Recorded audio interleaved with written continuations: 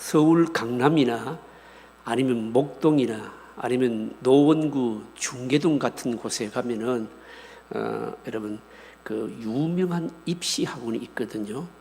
근데 이 유명한 입시 학원 때문에 그곳에 집값이요 항상 많이 비쌉니다. 이건 뭘 의미하는가 하면 그만큼 이 자녀 교육의 극성이다, 여러분, 이런 뜻입니다. 어떤 어머니가 돈이 많은 어머니가 여러 명의 아들을 두었습니다.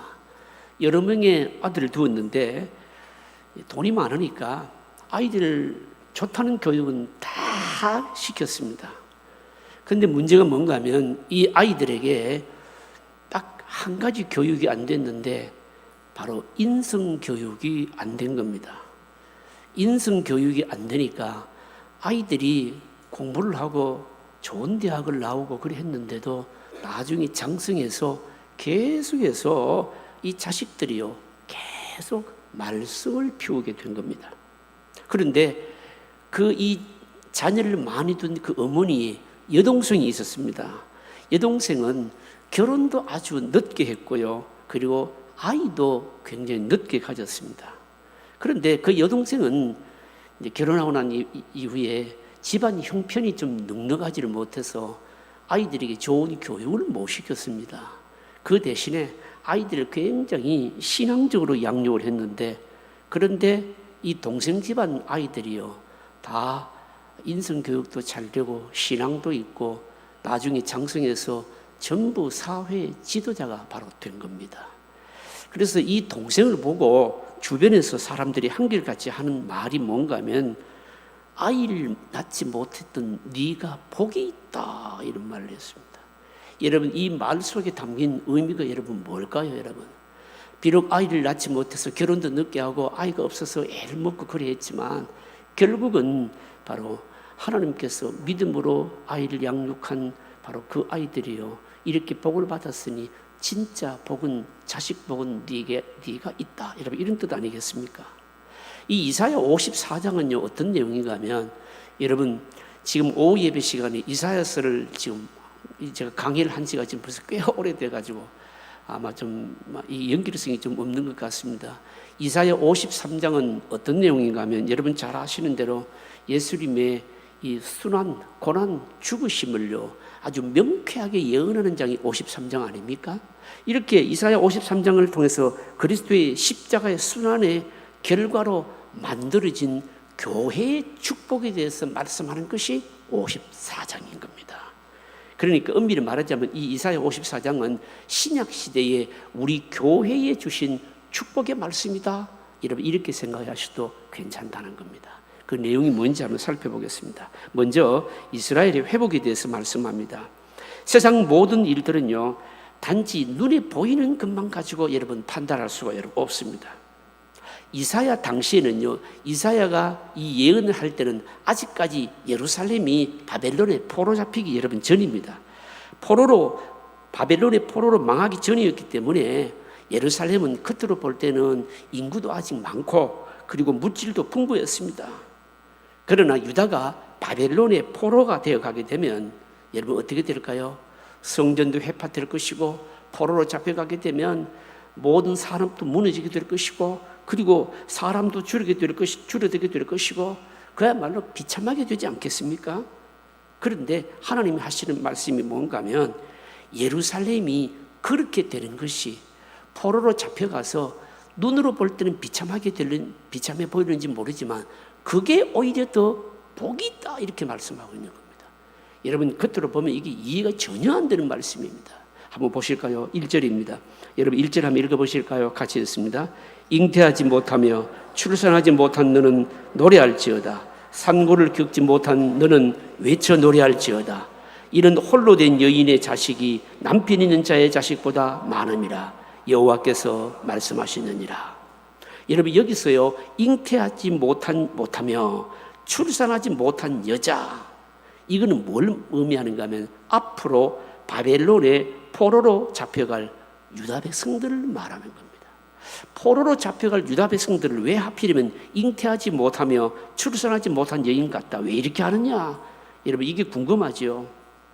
여러분, 유다가 예루살렘이 바벨론의 포로로 잡혀가게 되면요, 인구는 한 10분의 1 정도로 줄게 될 것이고요, 성전은 회파되고 모든 것을 다 잃어버릴 것이고 비참해질 것입니다. 이걸 뭡니까? 불임한 여인의 비유를 하고 있는 겁니다. 그런데 이 불임한 여인이 뭡니까? 복이 있을 것이니까 노래할지어다, 이렇게 말씀하고 있는 겁니다. 여러분들에게 한번 물어보겠습니다. 혹시 주무실까 싶어서, 잉태하지 못한 자가 복이 있다, 이 성경 말씀이 혹시 어디서 많이 들은 말씀이죠? 혹시 어디서 나오는 말씀입니까? 잉태하지 못한 자가 복이 있다. 여러분, 사무엘서에 보시면요, 한나에게서 나온 말씀인 겁니다. 우리가 잘 알지 않습니까? 사사기 때에 엘가나라고 하는 사람에게 한나와 브린나 두 부인이 있지 않았습니까? 근데 이 브린나는요, 아기를 잘 낳았습니다. 그런데 신앙이 없었습니다. 여러 명의 아이를 낳고 그 아이 때문에 막 자랑도 하고 막 교만해지지 않습니까?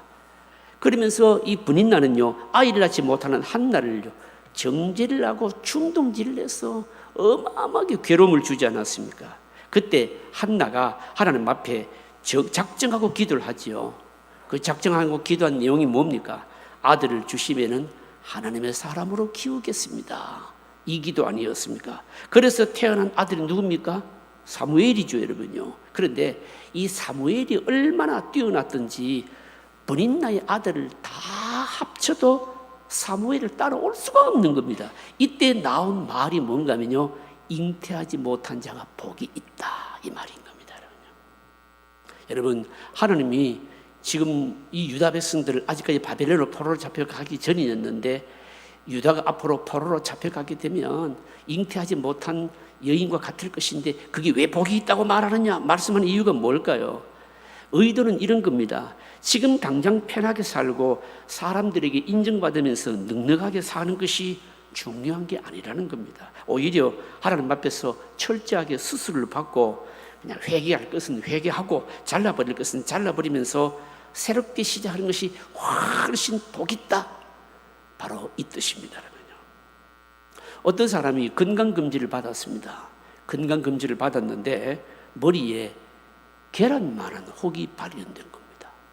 의사 선생님이 깜짝 놀라면서 하는 말이 뭔가 하면 빨리 수술하자는 겁니다. 자기는 별 정서도 없어서 건강한 줄 알고 또 생활하는데 아무 지장이 없었지만, 여러분, 이 수술하지 않으면 어떻게 될까요? 얼마 있지 않아서 큰 화를 당하지 않겠습니까? 당장 수술을 하면 수술하는 과정에서 힘들기도 하고 뭡니까? 돈도 들기도 하고 그렇겠죠. 그렇지만 그게 뭘까요? 사는 길 아니겠습니까, 여러분요? 지금 유다 백성들 향해서 하시는 말씀이 바로 이겁니다, 여러분요. 그러면서 하나님께서 선제를 통해서 주시는 말씀이 뭔가 하면, 이렇게 포로 이후에 바로 이 유다 백성들의 회복에 관해서 쭉 말씀해 주시는 겁니다. 앞으로 이 바벨론 포로가 되고 난 이후에 다시금 포로에서 돌아오게 되면 어떻게 회복될 것인가 말씀합니다. 회복될 내용을 말씀하시는데 한번 보겠습니다. 2절입니다. 2절 한번 읽어보실까요? 내 장막들을 넓히며 내 처소의 휘장을 아끼지 말고 널리 펴되 너의 줄을 길게 하며 너의 말뚝을 견고히 할지어다. 여러분, 이거 대단한 말씀입니다. 포로 이후에 얼마나 자식이 많은지 과거의 장막을 가지고는 좁다는 겁니다. 그래서 다 수용할 수가 없습니다. 그래서 전에는요, 휘장이 너무 커서 휘장을 접어서 사용했는데 이제는 휘장을 아끼지 말고 활짝 펴서 장막을 넓히고 줄도 길게 하라. 그리고 다시는 장막이 뽑히지 않도록 말뚝도 견고히 박아라, 이렇게 말씀하는 겁니다. 여러분, 이거는 뭘 두고 하는 말씀일까요? 물론 유다 백성들이 바벨론 포로에서 돌아온 이후에 얻게 될 축복을 말씀하는 것 같지만, 사실은 이 말씀은요, 신약 교회를 향해서 주시는 말씀인 겁니다. 신약 교회는 얼마나 자식이 많은지 장막을 가지고도 도저히 다 수용할 수 없을 정도라는 겁니다. 무슨 뜻일까요? 무슨 뜻인가 하면, 누구든지 그리스도의 복음을 듣고 믿기만 하면 하나님의 장막 안으로 바로 들어올 수 있기 때문에 더 이상 이제 이스라엘, 유다라고 하는 이런 민족주의 장막으로는요, 안 된다는 겁니다. 수용할 수 없다. 다시 말하면 뭡니까? 신약 시대에 이방인들이 구원 안으로 들어와 가지고 어마어마한 장막이 넓혀질 것이다 라고 해서는 뭡니까? 내다보고 주시는 축복의 예언인 겁니다. 여러분, 이 말씀은 어떻게 되었습니까? 예수님은 세례 요한 이후로요, 천국은 침노하는 자의 것이 될 것이다 말씀하셨거든요. 침노하는 자의 것이다 무슨 말입니까? 침노하는 사람들이 한꺼번에 그냥 막 몰려드는 것을 말하는 겁니다. 아주 그냥 많은 사람들이 앞을 다투어서 천국으로 들어온다는 겁니다. 여러분, 그 이유가 어디 있습니까? 여러분요, 그 이유가 어디 있는가 하면 다름 아닌 그리스도의 십자가의 고난이 그만큼 온 인류 사람들에게 충격을 주었기 때문입니다. 죄 없는 어린 양이요, 아무 변명 없이 십자가에 못 박혀 죽는 그런 이야기를 바로 듣게 되었을 때 진심으로 하나님의 사랑을 느끼기 시작한다는 겁니다. 여러분, 실제로 예수 그리스도의 복음의 능력은요, 여러분 대단하지 않았습니까? 여러분, 십자가의 복음의 능력은 못 고칠 사람이 없습니다. 용서하지 못할 죄인이 없습니다. 교회가 이제는 이 십자가의 복음, 예수 그리스도의 복음을 붙잡기만 하면 이 말씀의 능력이 얼마나 나타나는지 은혜가 충만하고요, 완악한 사람들이 마음이 높고요, 그래서 뭡니까? 이제는 차별 없이 이방인들이 막 몰려들어서 장막이 그냥 좁을 정도로 늘어나게 되겠다. 사실은 오순절 이후에 이루어질 신약교회의 바로 구원의 모습을 지금 예언하고 있는 겁니다. 여러분요, 이스라엘 중심의 교만한 예루살렘이요, 이런 축복을 뭡니까? 다 이루어지는 것이 아니고요, 이제는 바로 이런 축복을 감당하기 위해서, 사명을 감당하기 위해서 지금 해야 될 것이 뭔가? 그것은 다름 아닌 수술이라는 겁니다. 그 수술이 뭘까요? 그 수술은 다른 말로 하자면 바벨론의 포로로 잡혀가는 것이다, 이 말씀입니다. 수술을 받고 나니까 전후 좌우로 그만 예루살렘이 퍼집니다. 어느 곳이든지 복음이 외치는 곳이 전부 예루살렘이 되는 겁니다. 더 놀라운 것은요, 여러분, 열방을 성도로 얻게 되는 겁니다. 그리고요, 황폐한 성읍들이 사는 바로 성읍들이요, 사람 사는 곳으로 바뀌게 되는 겁니다. 대단한 축복 아닙니까? 3절이 바로 그 말씀입니다. 여러분, 3절 한번 읽어보실까요? 3절을 같이 읽습니다. 이는 내가 좌우로 퍼지며 내 자손은 열방을 얻으며 황폐한 성읍들은 사람 살 곳이 되게 할 것임이니라. 여기에 황폐한 성읍이라고 하는, 황폐하다는 것은 영적으로 그렇다는 것입니다. 여러분, 오랫동안 복음이 전거되지 못한 곳에 온갖 더러운 것이 여러분 덕실덕실하잖아요. 불량배도 많고 매춘도 많고 인신매매도 많고 뭐 미신이나 또 아니면 온갖 죄가 가득한 바로 복음이 들어가지 못한 곳은 막 이런 것이 넘쳐납니다. 그런데 복음이 들어가면 어떻게 될까요? 사람 사는 곳이 여러분 되는 겁니다. 복음이 증거되면요, 점차 이런 죄악들은 물러가고 정상적인 삶이 이루어질 것이다라고 하는 겁니다. 어떤 청년이요, 부모의 직업이 뭐였는가 하면요, 매춘을 알선하는 직업을 바로 가지고 있었습니다. 그런데 이 청년이요, 이제 대학에 진학을 해서 선교단체를 통해서 그러니까 뭡니까? 전도를 받고요, 예수님을 믿게 된 겁니다. 근데 예수님을 믿고 나서는 자기 부모님이 가지는 그 매춘 알선업을 하는 것에 대해서 마음속에 굉장히 양심의 꺼리낌이 생긴 겁니다. 너무너무 고민이 되어가지고 이 선교단체 지도자에게 상담을 했습니다. 선교단체 지도자는요, 상담을 뭐라고 했는가 하면, 일단 가출을 하지 말아라, 당부를 하고, 가출을 하지 말고 부모에게 직업을 좀 포기하도록 하면 좀 설득해 보아라.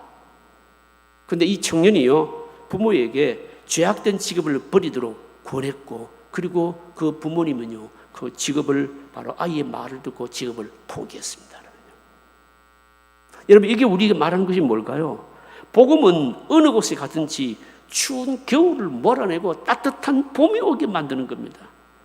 여러분, 생각해 보십시오. 왜 사람들이 술을 마시고 소리를 지르고 싸움질을 하고 그렇게 하는 이유가 뭘까요? 근본적인 이유는요, 자기 자신이 소중한 줄 모르기 때문에 그러는 겁니다. 자기 자신이 소중한 줄을 모르면 자포자기하고요, 그러면 될 때나 되는 식으로 하면서 그러면서 싸움질하고 술 먹고 고함 지르고 못된 짓하고 그러는 겁니다. 그런데 예수 그리스도를 믿는 주의 백성들이 들어가는 곳은요, 여러분, 사랑이 흐르게 되어 있고요, 복음의 능력이 나타나서 결국은 여러분 물러가게 돼 있는 거죠. 무슨 말씀입니까? 사실 오늘 여기에 이 예루살렘 성도들을 향해서 주시는 말씀이지만 신약 교회에 바로 있게 될 복음이 증거되고 난 이후에 주어질 어마어마한 뭡니까? 축복을 사실 예언하고 있는 겁니다. 오늘 우리들은 뭡니까? 이 복음의 능력을 뭡니까? 사실은 여러분 누려야 되는 겁니다. 오늘 두 번째로 생각할 것은요, 완전한 회복입니다. 하나님께서 장차 회복될 예루살렘은요, 절대로 다시 망하지는 않겠다 약속해 주십니다. 그러면서 구체적으로 몇 가지 예언을 하고 있는데 우선 보시면요 그렇게 말씀합니다. 우리의 수치를 완전히 지우겠다 이렇게 말씀합니다. 4절 말씀입니다. 여러분 4절 같이 한번 읽어보실까요? 같이 읽습니다. 두려워하지 말라. 내가 수치를 당하지 아니하리라. 놀라지 말라. 내가 부끄러움을 보지 아니하리라. 내가 내 젊었을 때 수치를 잊겠고 과부 때의 치욕을 다시 기억함이 없으리니. 여러분 생각해 보세요. 하나님을 믿는 백성들이요, 이방인의 공격을 받아서 나라가 없어지고 노예로 잡혀간다는 것은요, 이거는 너무너무 큰 수치잖아요. 유다 백성들, 예루살렘이 여러분 바벨론에 망하고 성전이 무너지고 여러분 그 하나님을 믿는 백성들이 포로로 잡혀가는 그 모습을 보게 되면 너무너무 여러분 비참하지 않습니까? 그런데 다시는 그런 수치를 당하지 않을 것이라 말씀합니다. 그래서 여기 보시면요, 내가 젊었을 때 수치를 잊는다. 또 과부 때의 치욕을 다시 기억함이 없으리라. 여기 젊었을 때 수치는 뭐며 과부 때의 치욕은 뭐냐 이 말입니다. 여기에 내 젊었을 때 수치는 애굽에서 종로로 단 것을 말하고, 과부 때의 치욕은요 바벨론에 잡혀가서 종로로 한 것을 말하는 거예요. 그런데 하나님께서는 이제는 하나님의 백성들에게 이방인으로부터 이런 치욕을 당하는 일은 뭡니까? 다시는 없을 것이다 라고 말씀하는 겁니다. 여러분 이 약속의 의미가 뭡니까? 여러분요, 이것은 우리 신약 교회를 향한 어마어마한 약속인 겁니다. 구약의 이스라엘 백성들은요, 사람의 몸으로 비유를 하자면 항체가 없는 몸과 같습니다. 항체가 없는 몸, 이게 무슨 말입니까? 여러분요, 여러분 우리가 코로나를 겪으면서 여러분 우리가 힘들었던 게 뭡니까? 백신이 없어가지고 애를 먹었잖아요. 그래서 백신이 개발될 때까지 뭡니까? 한 몇 년 동안 코로나로 많은 사람들이 죽기도 하고 어려움을 겪지 않았습니까? 여러분요, 여러분 백신이 없어서 항체가 없으면 어떻게 되는가 하면 병균이 침입하면, 병균이 침입 안 하면 괜찮지만 병균이 딱 침입하게 되면요, 여러분 그때는 어쩔 도리가 없는 겁니다. 구약 성경의 구약의 백성들은 비유를 들자면 뭔가 하면 사람의 몸으로 비유를 하면 항체가 하나도 없는 사람과 같은 겁니다. 그런데 신약의 백성들은요, 이제는 어떻게 되는가 하면요, 여러분 어떤 뭡니까? 병균이 들어와도 싸우고 물리칠 수 있는 항체를 가지게 된 겁니다. 그러면 이건 비유인데, 여러분 이 신약 백성들이 항체를 가진다는 이 말이 도대체 무슨 말일까요? 무슨 말일까요? 한번 생각해 보십시오. 이건 무슨 말인가 하면 예수님께서 십자가에서 우리 죄의 문제를 해결하시고 그 다음에 아버지로부터 성령을 받아서 우리에게 뭡니까? 성령을 주시고, 그래서 구약시대와는 달리 신약시대는요, 성령이 우리 안에 계속해서 거하시는 겁니다. 이게 뭔가 몸으로 비유하자면 구약 백성들과는 달리 우리 몸에 뭐가 생긴 겁니까? 항체가 생긴 거예요. 여러분요, 여러분 항체가 생기면 특징이 뭡니까? 쉽게 말하자면 성령이 우리 안에 계시기 때문에 그냥 죄를 이길 수 있는 힘이 있는 겁니다. 물론 때로는 우리가 실수해서 또 죄를 짓기도 하죠. 죄를 일시적으로 죄를 지었다 할지라도 구약 백성들하고 다른 게 뭔가 하면요, 그 죄를 이길 수 있는 뭡니까? 힘이 있고, 다시는 뭡니까? 그 죄를 대항할 수 있는 뭡니까? 힘이 있기 때문에 구약 백성들처럼 일방적으로 당하고 수치를 당하고 그러지는 않겠다는 겁니다. 이게 뭔가 하면 우리 인생으로 말하자면 완전히 새로운 출발인 거예요. 요즘 여러분 코로나도 요즘도 유행하고 있잖아요. 그래서 여러분 우리가 별로 안 두려워하잖아요. 왜 그럴까요? 항체가 생겼거든요. 몇 번씩 다 주사 맞았고요, 다 한두 번씩 걸렸잖아요, 이제는요. 그러니까 뭡니까? 별로 겁 안 내는 겁니다. 여러분 신약의 우리 백성들은 특징이 뭡니까? 우리가 예수 그리스도를 믿고 우리도 넘어지기도 하고 죄도 짓고 막 그래 하긴 하지만 여러분 그렇다고 해서 우리가 완전히 죄에 빠져서 안 믿는 사람들처럼 그렇게 완전히 죄에 허덕이다가 이방인들이 수치를 당하고 그런 일은 없는 겁니다. 왜 그럴까요? 성령이 순간순간 우리를 도우시고요, 우리가 죄에 빠졌다 할지라도 일어날 수 있는 힘이 있고요, 용서받을 수 있는 힘이 있고요, 완전히 항체가 생긴 겁니다. 사실은 우리 신약 백성들을 향한 어마어마한 축복이죠, 여러분. 그리고요, 또 두 번째로는요, 또 우리에게 축복을 약속하시는 내용이 뭔가 하면 하나님과 새로운 관계를 맺게 된다, 이렇게 말씀합니다. 그게 바로 5절 6절입니다. 여러분 5절 6절 읽어보실까요? 5절 6절 같이 읽습니다. 이는 너를 지으시니가 내 남편이시라. 그의 이름은 만군의 여호와시며 내 구속자는 이스라엘의 거룩한 이시라. 그는 온 땅의 하나님이라 일컬음을 받으실 것이라. 여호와께서 너를 부르시되 마치 버림을 받아 마음에 근심하는 아내 곧 어릴 때에 아내가 되었다가 버림을 받은 자에게 함과 같이 하실 것임이니라.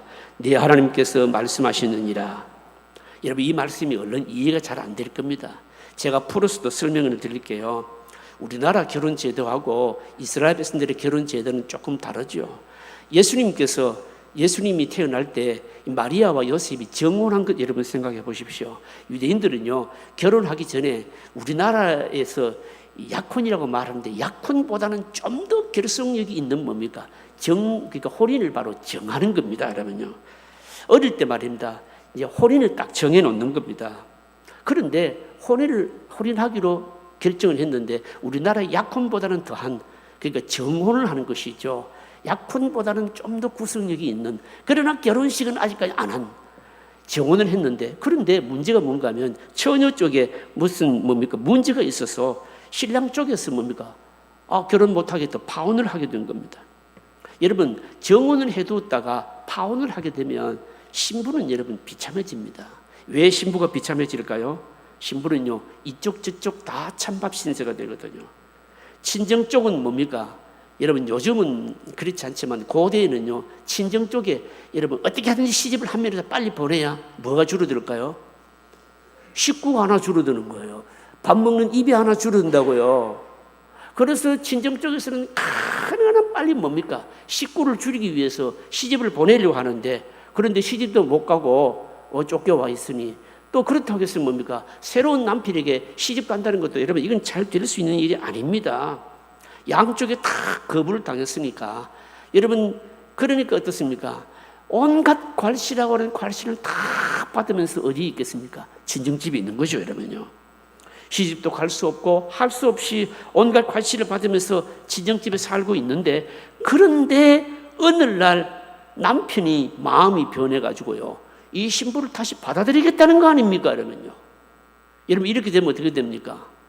이렇게 되면 이제 완전히 처녀는 완전히 달라지게 되는 것이죠. 그걸 지금 오늘 이제 6절 7절을 말씀하는 것이거든요. 그런데 그렇게 말을 하면서 본문의 남편은 누구라고 얘기합니까? 본문의 남편은 만군의 여호와 하나님이라는 겁니다, 여러분요. 여러분 생각해 보세요. 온 세상에 하나님이 남편이 되시니까 그동안에 받았던 서름, 괄시 한순간에 다 갚고도 남지 않겠습니까? 이건 누굴 보고 하는 말인가 하면 우리 신약 교회의 영광을 지금 얘기하는 겁니다, 여러분. 여러분 하나님이 우리 남편 되면 어떻습니까?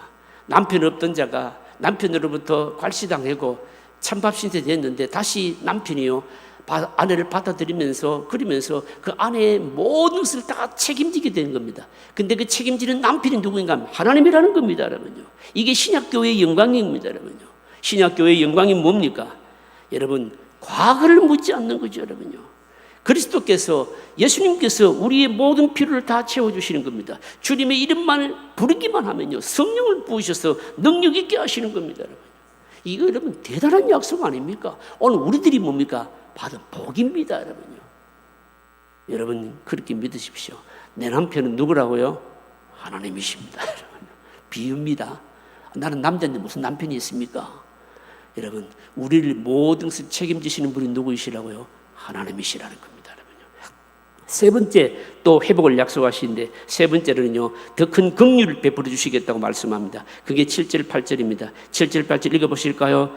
내가 잠시 너를 버렸으나 큰 긍휼로 너를 모을 것이요 내가 넘치는 진노로 네 얼굴을 내게서 잠시 가렸으나 영원한 자비로 너를 긍휼히 여기리라. 내 구속자 여호와께서 말씀하셨느니라. 이게 무슨 말씀입니까? 이거는 하나님께서 구약의 이스라엘 백성들을요 잠시 버리셨다는 겁니다. 버리고 싶어서 버린 것이 아니라 이들로 하여금 더 큰 사랑으로 그들과 함께 하시기 위해서 뭡니까? 그렇게 하신 것이죠, 여러분요. 이스라엘 백성들을 여러분 지켜주셨던 언약은요, 구약의 이스라엘 백성들 지켜주신 언약은요, 이건 말하자면 불완전한 여러분 언약이었습니다. 여러분 정기를 따지자면요, 여러분 사실은 뭡니까? 100볼트에 불과한 겁니다, 여러분요. 그러나 여러분 100볼트보다도 막 10만 볼트의 전류가 공급되기 시작하면요, 어떻게 될까요? 완전히 달라지는 거 아닙니까? 하나님께서 막 어마어마한 전류를 공급하시기 위해서 희미했던 그 전류를 잠시 끊었는데 이제는 막 어마어마한 센 전류를 보내주시겠다, 이런 뜻입니다, 여러분요. 그렇다면 여러분 새로운 은혜의 특징이 뭘까요? 구약 때와는 여러분 비교할 수 없는 긍휼입니다. 구약 때와는 비교할 수 없는 자비, 구약 때와는 비교할 수 없는 긍휼을 주시겠다는 겁니다. 그게 뭔가 하면 하나님께서 영원한 자비로 너를 긍휼히 여기리라. 영원한 자비로. 여러분 여기서 우리가 알아야 될 것이 뭔가 하면 구약 시대의 자비로, 하나님의 자비로우심 긍휼, 이거하고 우리 신약 시대에 하나님께서 우리에게 베풀어 주신 긍휼 자비하고는 어떤 차이가 있을까요? 구약 시대에 하나님께서 베풀어 주신 자비와 긍휼은요 주로 외적인 것이었습니다. 굶주린 자들에게 먹을 것을 준다든지 적이 쳐들어오면 막아준다든지 뭐 그런 것이었습니다. 그러나 신약 시대에 하나님의 긍휼 자비로움이라고 하는 것은 여러분 이런 외적인 것에서 끝나지 않습니다. 뭐가 다를까요? 아주 내면적입니다. 내면적이라는 것이 여러분 무슨 말씀입니까? 성령의 도우심을 통해서 우리의 깊은 곳까지도 뭡니까? 눈에 보이지 않는 곳까지도 뭡니까? 치료해 주시고, 그리고 만족한 것으로 채워주시고, 그리고 하나님을 뭡니까? 아빠, 아버지라 이렇게 부르면서 가까이 이렇게 충만하게 채워주시고 하는 바로 이런 은혜를 말하는 겁니다. 상상할 수 없는 거죠, 여러분요. 여러분 이것도 뭡니까? 오늘 우리에게 주신 약속이에요, 여러분요. 마지막으로 하나 더 하나님께서 여러분요 또 우리에게 언약을 통해서 약속을 주시는데 뭔가 하면요 이 언약은요 절대로 취소되지 않는다고 말씀합니다. 9절 10절이 그 말씀입니다. 여러분 9절 10절을 읽어보실까요? 같이 읽습니다. 이는 내가 노아의 홍수와 같도다. 내가 다시는 노아의 홍수로 땅 위에 범람하지 못하게 하리라. 맹세한 것 같이 내가 네게 노하지 아니하며 너를 책망하지 아니하기로 맹세하였노니 산들이 떠나며 언덕들은 옮겨질지라도 나의 자비는 네게서 떠나지 아니하며 나의 화평의 언약을 흔들리지 아니하리라. 너를 긍휼히 여기시는 여호와께서 말씀하셨느니라. 여러분 잘 아시는 내용 아닙니까? 노아 홍수가 끝난 뒤에 하나님께서 노아에게 앞으로 세상을요 홍수로 이런 식으로는 다시 멸망하지 않겠다 약속을 하셨죠. 그 약속의 정표로 보여주신 것이 뭡니까? 무지개 언약 아닙니까, 여러분요? 지금 그걸 지금 되새기고 있는 겁니다. 이 언약의 표시가 바로 비가 온 뒤에 바로 무지개가 생기는 것인데, 여러분 하나님은요 한번 약속하셨으면 세상 끝날까지, 그리스도 오실 때까지 세상은 여러분 언약대로 유지가 되는 겁니다. 하나님께서 세상 마지막 날까지 교회를 지켜주시겠다 약속하고 있는 겁니다. 인간이 아무리 부족하다 할지라도 말씀과 성령으로 교회가 죽지 않도록 지켜주시겠다 이 약속입니다. 그래서 이 노아의 언약과 교회의 언약이요 함께 평행선을 달리면서 바로 여러분 유지가 되는 겁니다. 여러분 믿으시길 바랍니다. 여러분 세상 끝날까지 이 세상은 없어질까요? 안 없어질까요? 안 없어집니다, 여러분. 안 없어집니다. 언제까지요? 예수님 다시 오실 때까지 안 없어집니다, 여러분요. 아무리 전쟁이 일어나고 환경이 오염되고 그래도 인류는 안 망합니다, 여러분요. 이게 누구의 말씀입니까? 하나님의 말씀이고 약속인 겁니다. 그때까지 교회는 살아남아서 영혼 구원하는 일을 계속 할 것이라고 하는 약속입니다. 여러분 어마어마한 약속 아닙니까? 너무 걱정하지 마시고 너무 염려하지 마시고 여러분, 교회는 인류의 중심에 서 있고요. 교회의 완성이 뭘까요? 우주의 완성입니다, 여러분요. 이사야서를 통해서 이미 예수님 오시기 전이었는데도 불구하고 오늘 신약 교회인 저와 여러분들 향해서 어마어마한 축복을 약속하고 있습니다. 여러분, 이 축복 믿으시고 세상에서 사시고 내일 명절도 지키시고 이 축복 믿으시면서 여러분 어려운 일을 당해도 너무 걱정하지 말고 더 하나님께 맡기면서 여러분 살아가시기를 주의 이름으로 축복합니다.